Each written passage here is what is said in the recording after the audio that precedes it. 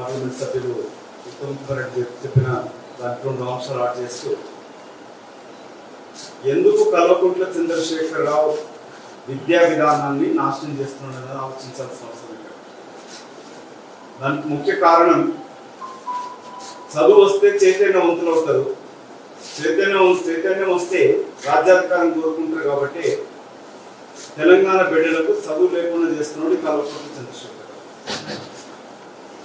సరిగ్గా చదువుకోనామే విద్యాశాఖ మంత్రి, చదువు రానోడికేమో యూనివర్సిటీలు ఇస్తున్నాడు.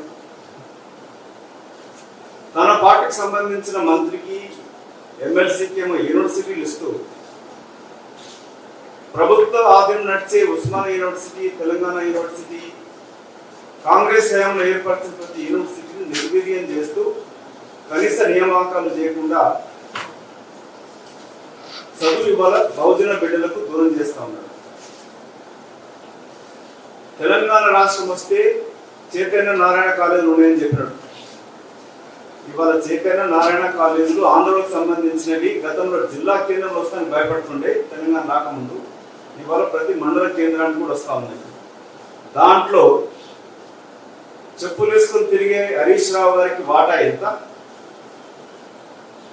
కవితమ్మ గారికి వాటా ఎంత ఉందని చెప్పాలి. వాళ్ళు తెలంగాణ బిడ్డలని ఆంధ్రాకి సంబంధించిన ప్రైవేట్ కాలేజీలు వాళ్ళు దోచుకుంటా ఉంటే తెలంగాణ వాళ్ళకి సంబంధించిన సతీష్ కుదిరాజ్ కానీ ఇంకా మిగతా వాళ్ళకు తెలంగాణ బిడ్డలకు సంబంధించిన ప్రైవేటు కాలేజీలు స్కూళ్ళని మూసే ప్రయత్నం ఇవాళ చంద్రశేఖరరావు చేస్తా ఉన్నారు. మన ఊరు దొరదోపిడి, మన బడి దొరదోపిడి. ఈ దొర చేస్తున్న దోపిడీలోనే అవినీతిలో కూరుకుపోయినాడు. కాబట్టి ఇవాళ తెలంగాణ హైకోర్టు కూడా మన ఊరు మన బడి కింద ఇచ్చిన కాంట్రాక్టు రద్దు ఎందుకు చేసిందనేది తెలంగాణ సమాజం ఆలోచించాలి. దాంట్లో ఎన్ని వందల కోట్ల అవినీతి జరిగినది, మెగాకి సంబంధించిన కంపెనీకి సంబంధించి ఎలాంటి అనుభవం లేని వాళ్లకు 10 కంపెనీలకి కాంట్రాక్ట్ ఇవ్వడంతో అందులో ఉన్న అవినీతిని గుర్తించబట్టి గౌరవ హైకోర్టు ప్రశ్నించినప్పుడు రద్దు చేయడం జరిగినది. ఇది రద్దు చేసేంత మాత్రాన సరిపోదు, దానిపైన సమగ్ర విచారణ జరగాలి. ఇవాళ కట్టిన కాళేశ్వరం ప్రాజెక్టు కానీ మిషన్ భగీరథలో కూడా అత్యంత అవినీతి ఉన్నది. బీజేపీ పార్టీ కేంద్ర నాయకత్వానికి మా యొక్క సూటి ప్రశ్న, మీకు నిజంగానే నిజాయితీ ఉండి ఈ కల్వకుంట్ల కుటుంబం యొక్క దోపిడీ అవినీతి పైన మీరు చర్య తీసుకోవాలనుకుంటే ఇవాళ మన ఊరు మన బడి పైన జరిగిన అవినీతి పైన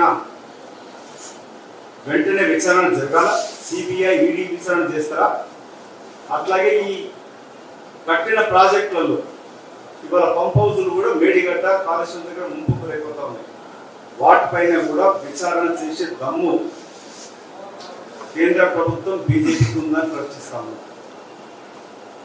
అంతిమంగా చెప్పాలంటే ఈ విద్యాశాఖను నిర్వీర్యం చేయడంలో కుట్రపూరితంగా కాంగ్రెస్ హయాంలో తీసుకొచ్చిన ఫీజు రియంబర్స్మెంట్ పథకాన్ని ఉద్దేశపూర్వకంగానే కల్వకుంట్ల చంద్రశేఖరరావు బహుజన బిడ్డలకు విద్య అభ్యసించుకోకుండా చేస్తా ఉన్నాడు. ఉద్యోగాలు కూడా కల్పిస్తలేడు. దీనిపైన కాంగ్రెస్ పార్టీ ఉద్యమం చేపడుతుంది.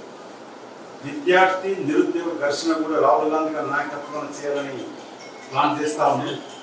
ఆఖరిగా ఈ వరదతోటి ముంపు గురైన ప్రాంతాలలో చంద్రశేఖరరావు పండుకొని కుక్క దొంగలు పట్టాలకు మురిగినట్టుగా మొన్నొచ్చి మాట్లాడుతూ ఉన్నాడు. సహాయక చర్యలు జరగట్లేదు. జగిత్యాల కూడా ఒక విలేకరి కూడా కొట్టుకోవడం జరిగినది. చనిపోయిన కుటుంబాలని వెనువెంటనే ఆర్థిక సాయం ఇవ్వాలి.